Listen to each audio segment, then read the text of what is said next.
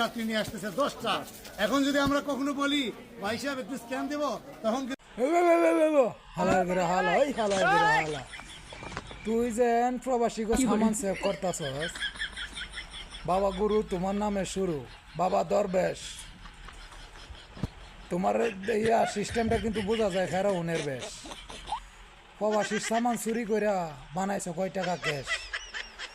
একটা প্রবাসী যদি প্রতি বছর বছরে ছুটিতে যায় 2টা করে মোবাইল ফোন নিতে পারবো, তাহলে একটা মানুষ যদি 10 বছর পরে বিদেশে যায় তাহলে 20টা মোবাইল নিতে পারবো।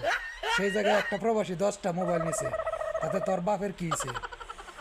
এই দেশের এয়ারফুডে বিদেশের এয়ারফুডে যেহেতু আটকাইছে না, তা তারা বাংলাদেশ এয়ারফুডে আটকাতে পারে চুরি করার দান্দা নাকি? মানে তোরা যে হারাম খাস এটা মানে সব প্রমাণ, মানে হারাম যে খাস মানুষের দেয় দেয় এটাই প্রমাণ।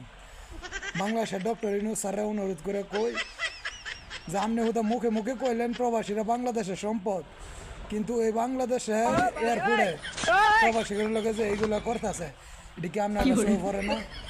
আপনার কাছে আমরা অনুরোধ করি এই দরবেশের মানে এই ফেরাউনের এই জায়গাতে সার্কিসতে বরখাস্ত করে, আর নাই তো রেমিটেন্স শাটডাউন, ঠিক আছে? রেমিটেন্স বন্ধ করা হইব। বাংলাদেশে ব্যাংকে 1 টাকাও রেমিটেন্স যাইব না, কইতাছি।